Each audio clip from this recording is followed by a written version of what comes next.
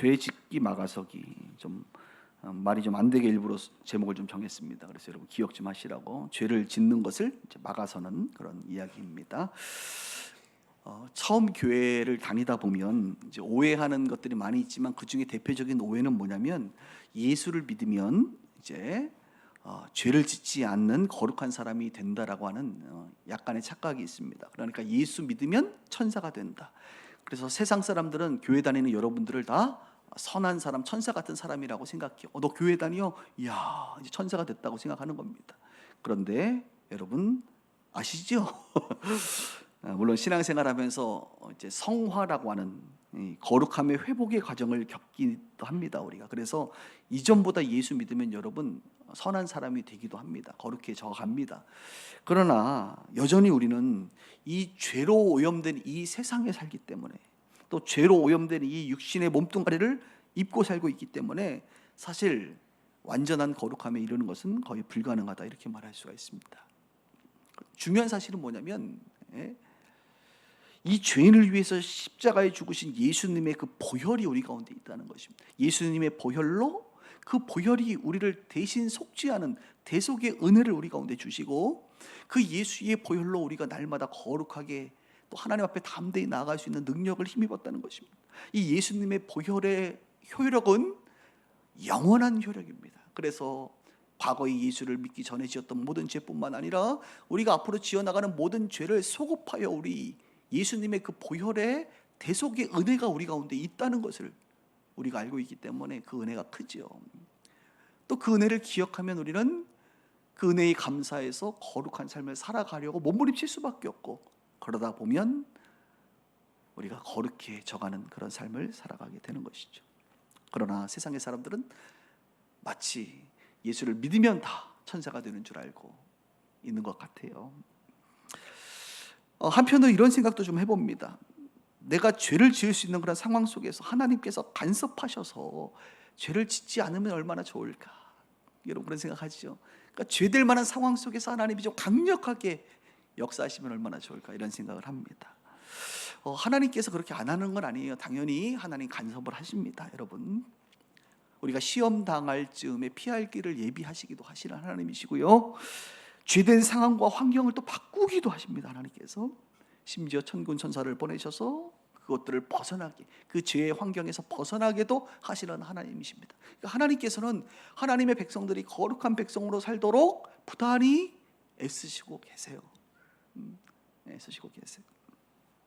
오늘 우리가 이제 살펴볼 본문의 내용들을 보면 하나님께서 개입하시는 것을 보게 됩니다. 다윗의 인생에도 하나님이 죄짓지 않도록 다윗의 인생에 개입하시는 것을 보게 됩니다.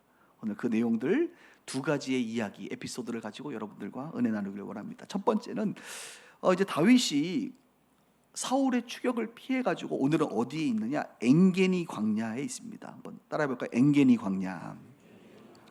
중요한 지명인데 엔게니 광야. 또 이제 뭐 다윗이 엔게니 광야에 있으니까 뭐 인원들이 뭐 600명씩 이렇게 몰려 있으니까 당연히 소문이 나겠죠. 그래서 사울이 다윗이 엔게니 광야에 있다는 소식을 듣고 군인 3,000명을 데리고 참 3,000명이나 데리고 갑니다.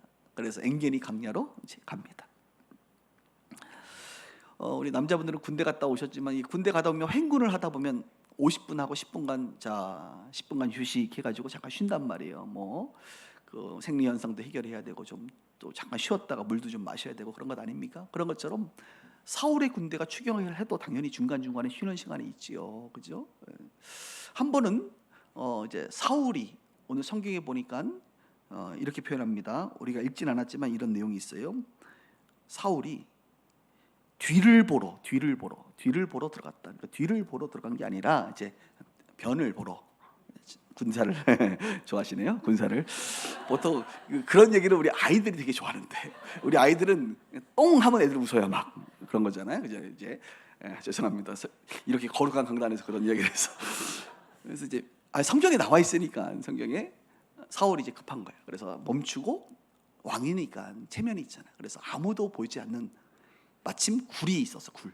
그래서 이제 군사들은 앉혀놓고 자기가 굴로 들어갑니다. 굴에 들어가서 이제 그 군복이잖아요. 군복이 얼마나 복잡합니까, 여러분? 군복을 벗고 이제 변을 보는 거예요. 뒤를 보러 들어가니라 성경이 말을 합니다. 그런데 그 굴에 마침 누가 있었냐? 다윗과 다윗의 사람들이 그 굴 깊은 곳에 있었던 거예요. 기가 막히죠, 여러분. 그러니까 다윗의 사람들이 말합니다. 뭐라고요? 다윗에게, 다윗이요, 하나님께서 원수를 당신의 손에 넘기셨습니다. 이날이 바로 오늘입니다. 지금 사울 왕이 들어와 있지 않습니까? 군인들 없지요? 혼자 들어와 있죠? 예? 그러니까 다윗에게 일어나서 사울을 가서 어떻게 해요? 죽이라는 것이죠. 사울을 죽이라는 것입니다. 근데 다윗이요, 정말로 혼자 가서 어떻게 하냐? 사울을 죽이지 않고, 그러니까 죽이려고 갔는지 어땠는지 모르겠지만 결국은 다윗의 그 옷자락만 살짝, 굴은 어둡잖아요, 보이지가 않잖아요. 다윗이 사울의 옷자락만 살짝 베가지고 다시 돌아옵니다. 그러면서 하는 말이 있어요. 5절을 한번 보세요. 5절 다시. 5절에 보니까 옷자락을 벤 후에 사울의 옷자락을 뱀으로 말미암아 다윗이 어떻게 했다고요? 마음이 찔렸다. 그게 뭐라고? 죽이지도 않았는데 아마 다윗이 정말 죽이려고 갔던 것 같아. 그러나 마음이 찔린 것이죠. 그래서 겉 옷자락만 이렇게 벤 거예요. 마음이 찔리다가 마음이. 자기 사람들에게 가서 뭐라고 말합니까? 내가 손을 들어 여호와의 기름 부음 받은 자, 내 주, 사울을 내 주라고 또 여전히 표현하고 있잖아요. 내 주를 치는 것이 여호와께서 금하는 것이다. 그는 여호와의 기름 부음 받는 자가 됩니다. 다윗이 이 말로 자기 사람들에게 금하여 사울을 해하지 못하게 아니라, 사울이 일어나 이제 굴에서 나가서 이제 병 보고 나간 거예요. 자기 길을 가는 거예요. 그때 다윗이 멀리서 그 겉 옷자락을 보여주면서, 왕이여, 당신의 옷을 보십시오. 내가 당신을 죽일 수 있었지만 죽이지 않았습니다. 당신은 기름 부음 받은 하나님의 왕 아닙니까? 왜 나 자꾸 괴롭게 쫓아다닙니까? 나 당신 죽일 수 있는데 안 죽였는데요. 그랬더니 사울이 그냥 내 아들아 이러면서 또 감동해가지고 내가 미쳤나 보다 해서 다시 돌아갔단 말이에요. 여러분, 지금 아니 성경을 읽으신 건 맞아요? 이런 내용이 있다는 것을 지금 처음 아시는 분들이 지금 딱 3명 계십니다. 여러분, 다윗의 마음에 어떻게 보면 사울을 죽이는 게 뭐예요? 기름 부은 그 왕을 죽이는 것은 뭐 구약의 율법이 그런 내용이 딱 있는 것은 아니지만 전체적으로 봤을 때 다윗이 알고 있는 하나님의 말씀, 율법, 그리고 하나님과의 관계 속에서 하나님이 세운 기름 부음한 그 왕을 하나님께서 하실 것이지 내가 인간이 임의적으로 죽이는 것은, 이것은 죄다라고 하는 것을 그는 느꼈던 거죠. 그래서 마음이 찔린 겁니다. 뭐에? 하나님의 말씀. 죄를 지으려고 했는데 하나님의 말씀에 찔리는 거예요. 그 말씀이 다윗으로 하여금 죄를 짓지 않도록 막아섰다 이 말입니다. 다윗은 신앙 양심상 하나님께로부터 배운 그 지식이라고 하는, 그 말씀의 지식이라는 것이 바로 이렇게 만드는 거예요. 여러분, 우리가 죄를 지을 때 죄를 막아서게 하는 게 무엇인 줄 아세요? 바로 이 말씀이에요. 여러분들이 그동안 오랜 시간 동안 신앙생활하면서 우리가 하나님의 말씀을 알아요. 아, 이것이 죄구나, 이것이 의로운 것이구나, 이건 하나님이 기뻐하는 것이구나, 이건 하나님이 기뻐하지 않는구나. 알아요? 몰라요, 여러분?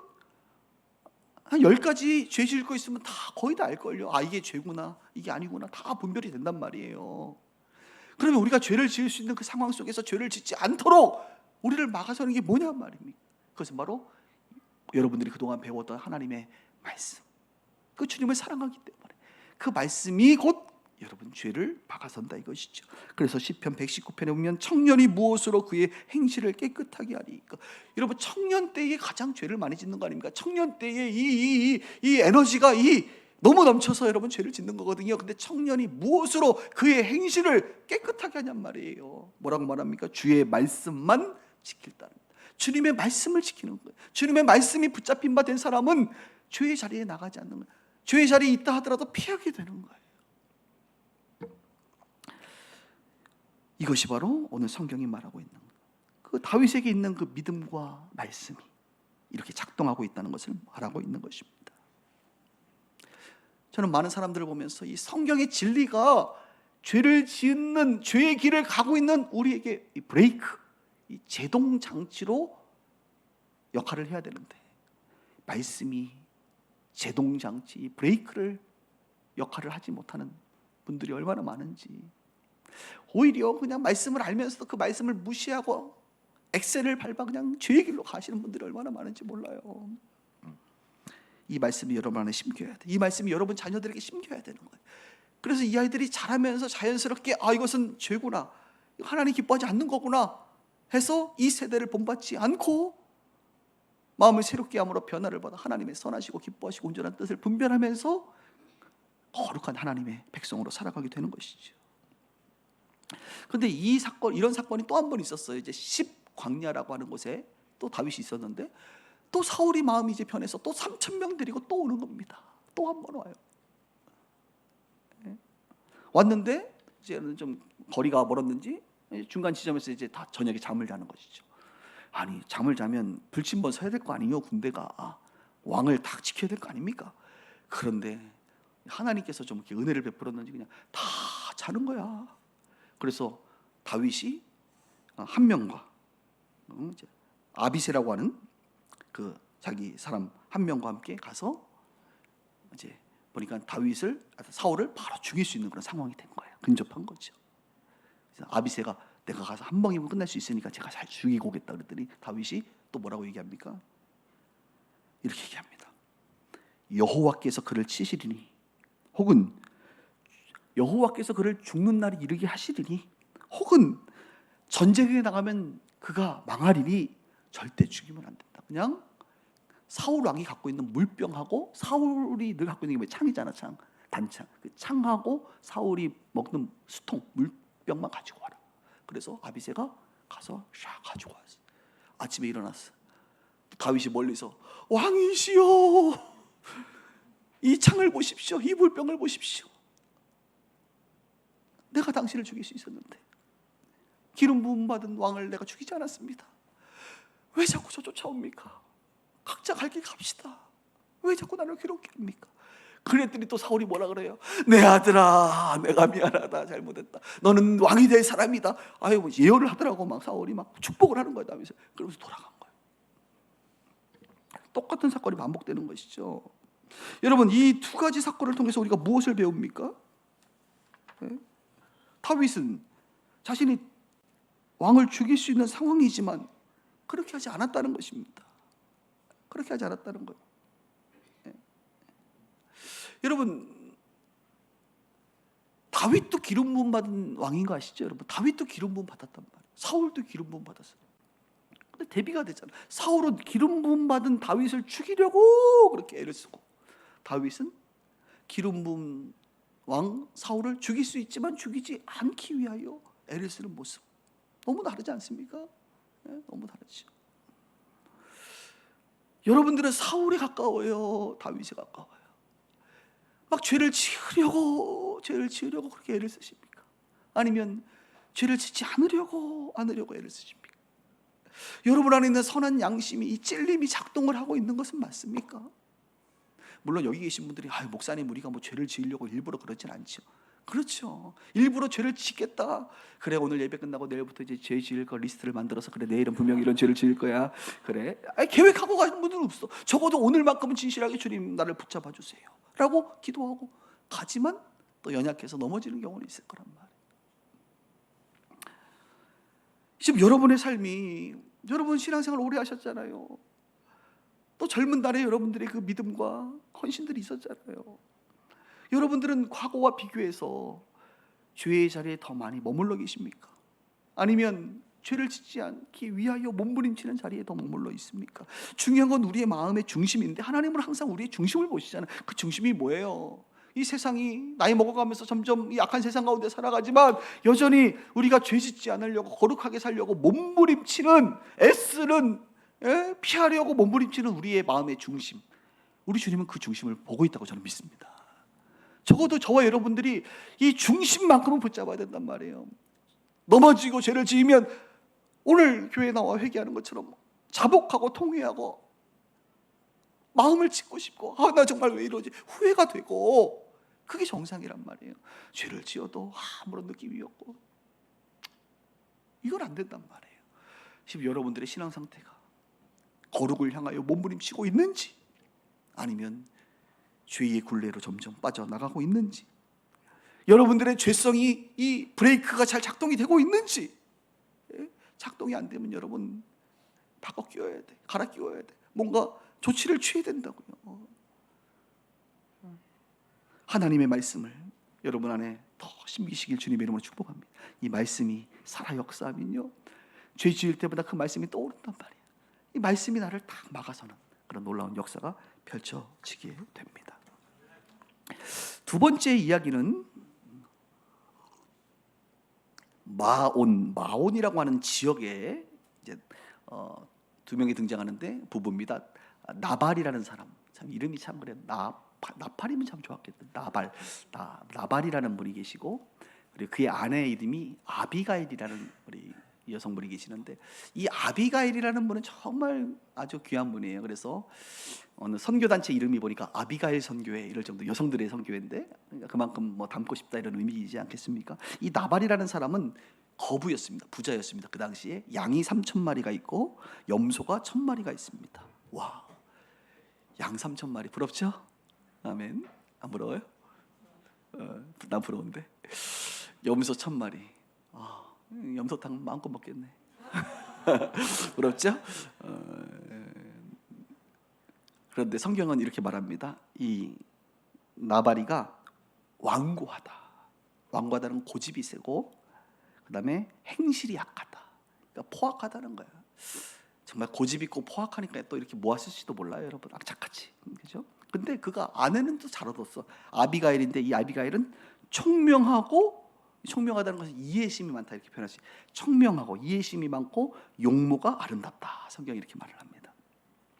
그런데 어느 날 이제 양털 깎는 날을 맞아. 양털을 깎는, 여러분, 양을 치는 사람들이 양털을 깎는다는 건 무슨 날이죠? 그 날이 좋은 날입니까? 안 좋은 날입니까?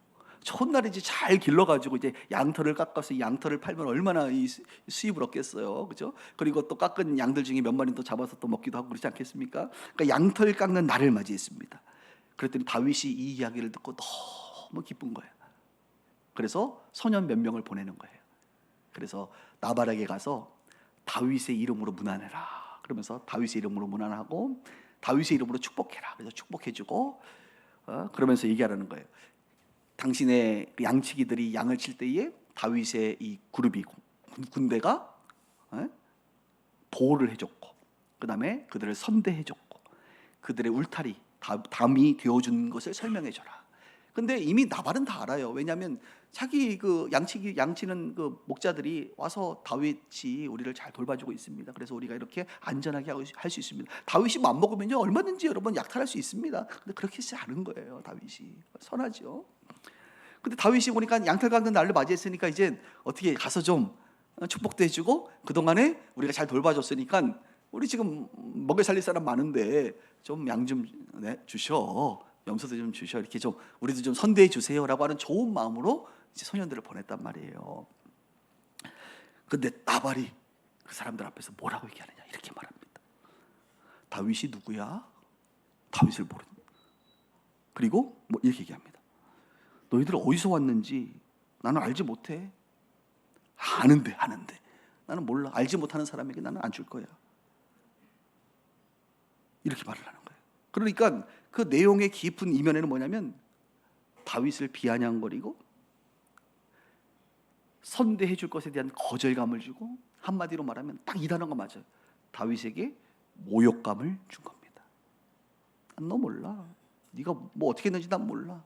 나 한 푼도 주고 싶지 않아. 다윗을 완전히 무시하는 거지. 예전에 이런 드라마 가사가 대사가 생각. 넌 나에게 모욕감을 줬어. 이런 대사가 있는데, 다윗이 돌아온 소년들의 이 얘기를 듣고 완전히 뚜껑이 열려버렸어요. 분노가, 이 오르기가 확 올라온 거예요. 분노가. 그래가지고 군인 400명을 데리고 쳐들어갑니다. 나발 죽이겠다고. 넌 나에게 모욕감을 줬어. 들어간 거예요. 그런데 이 하인 중에 한 명이 이 사실을 누구에게 알렸냐? 나발에게 안 하고 아내 아비가일에게 알린 거예요. 아비가일이 그 말을 듣고 깜짝 놀래고 어떡하느냐? 남편에게 얘기하지 않고, 오늘 이런 여인들 되기를 우리 빗소 가족들 주님의 이름으로 축복합니다. 이 아비가일이 급하게 준비를 했는데 떡 200덩이, 200덩이면 여러분 엄청난 거죠. 떡 200덩이, 포도주 2가죽 부대, 요리한 양 5마리, 볶은 곡식 5세야, 건포도 100송이, 무화과 뭉치 200개. 엄청난 거죠, 여러분. 예? 아마 그 다윗의 공동체가 하루를 잘 먹고 남을 만큼의 풍성한 그런 먹거리들을 제공하는 것이죠. 그것을 가지고 직접 나갑니다, 다윗에게. 죽이려고 온 다윗의 그 군대 앞에 나가는 거예요. 맞서는 거예요. 엎드려 안부를 묻고 남편의 미련함을 얘기하는 거예요. 남편이 얼마나 미련한 사람인지 용서를 구하는 거예요. 그리고 다윗에 대한 소식을 아니까 사울이 당신을 죽이려고 하지만 하나님께서 당신을 보호하실 것이며 당신은 앞으로 이스라엘의 왕이 될 것입니다라고 하는 엄청난 축복의 메시지들을 막 그냥 담아서 막 다윗에게 하는 거예요. 그때에 이 여인이 했던 유명한 단어가 하나 나왔으니, 이 단어가 생명싸게, 싸게 달라는 게 아니라 생명싸게라고 들어봤어요? 모르는구나. 예전에 권사님들은 대표 기도하시면 꼭 요 얘기 했거든요. 하나님 아버지, 우리를 생명싸게 속에 품어주셔서. 생명싸게. 야, 이거 큰일 났네. 이거 모르는 것 같은데 다음 주부터 그런 표현 가끔 나오면 좋을 것 같아요. 생명싸게 속에. 그러니까 다윗 왕이요, 당신을 하나님께서 아무리 사울이 공격을 해도 당신을 생명싸게 안에 속에 하나님이 보호하셨기에 당신은 절대 죽지 않고 다치지 않을 것입니다. 하나님이 당신을 왕으로 세울 것입니다. 이런 이야기를 하기 시작하는 겁니다. 그때 이 다윗이 이 여인의 말을 듣고 감동을 해서, 자, 성경 말씀 볼까요? 32절에 이렇게 말하고 있어요. 다윗이 아비가일에게 이르되 뭐래요? 오늘 너를 보내어 나를 영접하게 하신 이스라엘의 하나님 여호와를 찬송할지로다. 또 내 지혜를 칭찬할지며 내게 복이 있을지로다. 오늘 내가 피를 흘릴 것과 친히 복수하는 것을 뭐했다? 내가 막았다. 지금 다윗도요, 자기가 잘못하고 있는 줄 알아요. 피를 흘리고 복수하는 게 뭐 좋은 일입니까? 그런데 너무너무 억울하고 막 분노가 일어나는데 오늘 이 아비가일이 다윗의 이 죄 짓는 것을 막아서는 거예요. 저는 우리 빗소의 여성분들이 아비가일 되길 주님의 이름으로 축복합니다. 우리 남자분들이 나발 되지 않기를 주님의 이름으로 축복합니다. 장나발, 김나발 나발 되지 않기를 바라고 아비가일 되고 우리 다윗 되기를 바라는데, 너무 감동적이죠.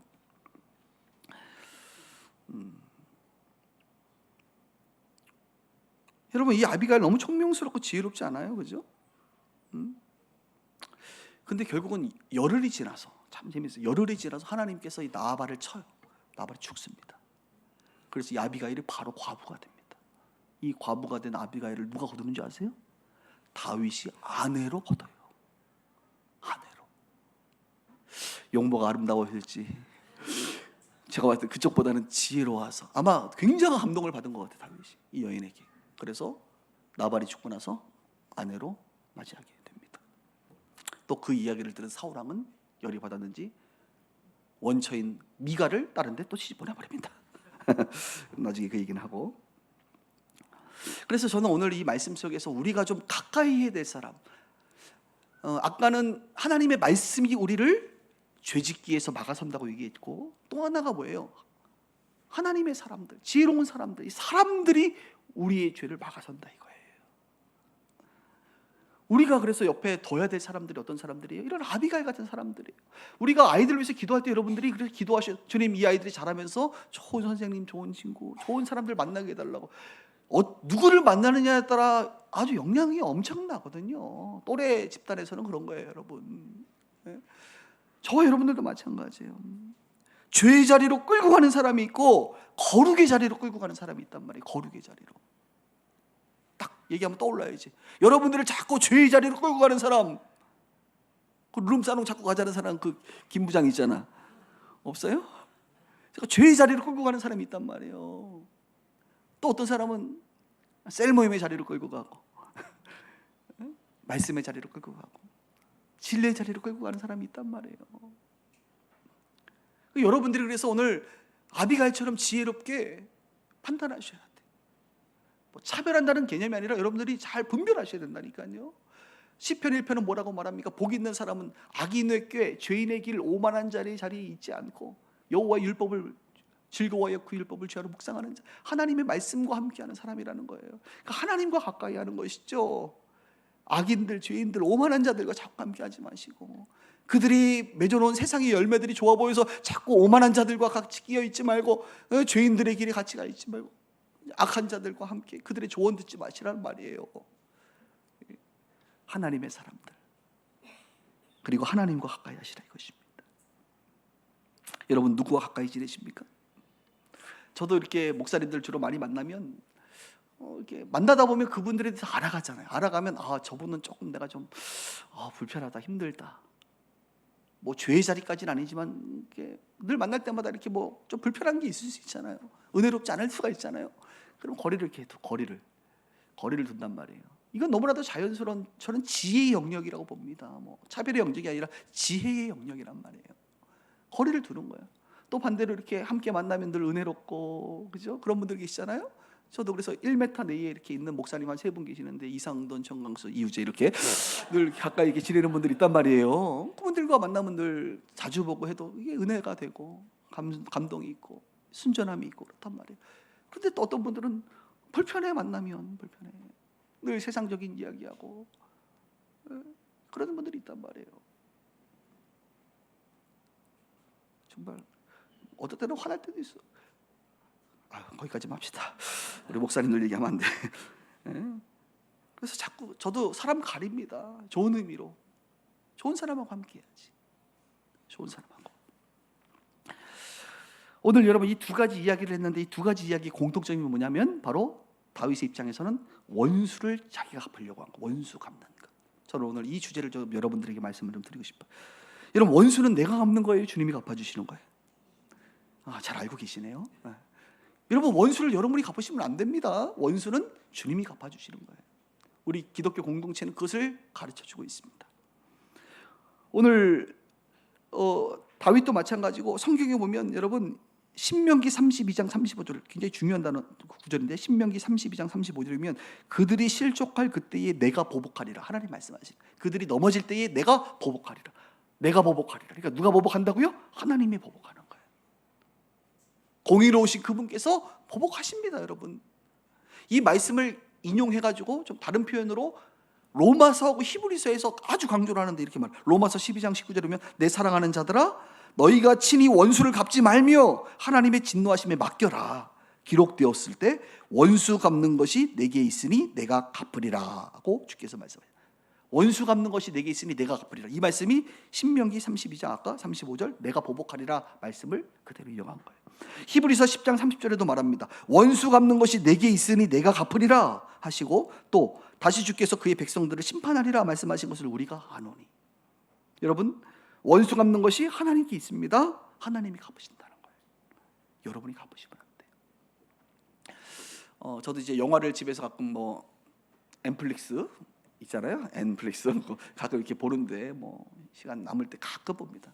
저는 이제 장르가 뭐 이렇게 여러 가지, 이제 남자들은 원래 이제 또 뭐 재난 영화, 또 누아르 계통의 이런 영화들, 천만 관객 찍은 막 이렇게 막 마동석 나오고 깨부시고 막 부시는 거, 이런 거 좋아하잖아요. 우리 남자들은 또 액션, 스릴 뭐 이런 거. 근데 제가 이렇게 영화를 볼 때마다 느끼는 게, 영화의 주제가 다 원수 갚는 거예요. 보니까, 그죠? 악한 사람, 악당을 다 누가 갚아요? 오랜 시간 동안 칼을 갈고, 그죠? 결국은 칼을 뽑아서 이제 힘이 생기면 그걸 가지고 이제 다 갚는 거예요. 그게 어떤 방식이든 간에. 이제 그런 것들을 보면서 세상의 사람들은 악한 사람은 갚아야지, 혼내줘야지, 죽여야지. 우리가 어떤 방식을 통해서라도 과거에 그런 짓거리한 사람들은 갚아야 된다라고 이 세상의 문화는 그것을 우리 가운데 계속 요구하고 있고, 그거 괜찮은 것이라고 말하고 있어요. 그런데 여러분, 성경은 그렇게 말하고 있지 않습니다. 성경은 원수 갚는 것은 누구에게 속한 것이다? 하나님께 속한 것이다. 자, 불편하지 벌써? 정말이요? 내가 좀 갚고 싶은데, 내가 요즘에 운동하고 격투기 지금 내가 학원 끊은 이유는 힘을 길러서 그 놈을 꼭 때려주고 싶은데, 이런 마음이 우리 안에 자연스럽게 일어날 수 있습니다. 요즘 젊은이들 가운데 그런 마음 많이 있어요. 격투기 왜 보냐라고 물어보면 힘을 길러서 그동안 나 힘들게 했던 걔를 내가 반드시 내가 갚으리라. 이런 마음을 갖는 사람들이 있다니까요, 정말로. 근데 성경은 그렇게 말하고 있지 않아요. 성경은 심지어 여러분 원수에 대해서 어떻게 말하고 있죠? 원수 갚는 것이 그냥 주님께 있으니까 너희가 하지 마. 이 정도만 해도 우리가 그래도 오케이, 주님께 올려드립니다, 주님 손에 맡겨드립니다 하는데, 성경은 예수님을 한 발짝 더 나아가 원수를 향하여 뭐라고요? 원수를 사랑하라, 축복하라, 그를 위해 기도하라, 거기까지 말하고 있단 말이에요. 물론 거기까지 가면 좋겠어요. 손양원 목사님처럼 자기 아들을 죽인 그 원수를 양자 삼아가지고 거기까지 가면 좋겠어요. 그러나 거기까지 못 가더라도 우리가 어디까지 가야 돼요? 내가 원수를 갚는 것이 아니라 하나님께 맡겨드리는 단계까지 가야 된다 이것이죠. 여러분, 나발 죽잖아요. 사울도 다음 주에 오시면 알지만 다음 주에 사울 이제 돌아가십니다. 죽어요. 다 하나님의 때에 하나님이 다 한다니까요. 그 믿음이 있어야 돼. 하나님의 신실하심, 하나님의 공의로우심을 우리는 믿어야 돼. 뭐 원수까지 얘기를 하지 않고 오늘 말씀을 정리하면서, 여러분 우리 주변에 원수 같은 사람들이 특실거립니다. 악한 마귀 사자가 우는 사자처럼 우리를 잡아먹으려고 삼키려고 말로 막 우리에게 불화살을 막 집어 쏘는 사람들이 얼마나 많은지 몰라요. 그 원수 같은 인간들이 얼마나 많은지 몰라요. 어디에? 집에. 집에는 없나요? 다행이네. 웃는 거 보니까 다행이네. 어떤 분들은 갑자기 아멘 할 뻔했네 지금. 이런 가족들 중에 그런 사람이 있다니까, 진짜 있어요. 근데 집을 벗어나서 직장에 가면 직장에는 빌런이 반드시 한 명씩 있다. 야, 그 인간이 있어. 오늘도 아침에 출근하자마자 불화살을 한번 탁 쏘는 분이 계시단 말이에요. 여러분을 경쟁 상대 정도가 아니라 여러분을 못 잡아보고 산다는 사람들이 있단 말이에요. 여러분들의 목줄을 잡고 그냥 숨 못 쉬게 하는 사람들이 있단 말이에요. 우리 주변에 원수가 많습니다.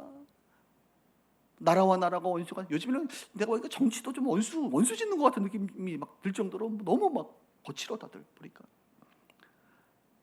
그게 또 당연시 되는 것 같고 말이죠. 여러분, 우리가 세상과 똑같이 반응하면 되겠습니까? 주님은 원수를 갚으라고 말하지 않아요. 그 영혼도 불쌍한 영혼이요, 주님은 원수 갚는 것을 내게 맡겨라, 그를 위해 기도해라, 오히려 축복해줘라, 그가 못 받으면 그 축복 너에게 돌아올 거야 라고 말씀하시는 것이죠. 하나님이 거룩하리, 너희도 좀 거룩해야 되지 않겠니?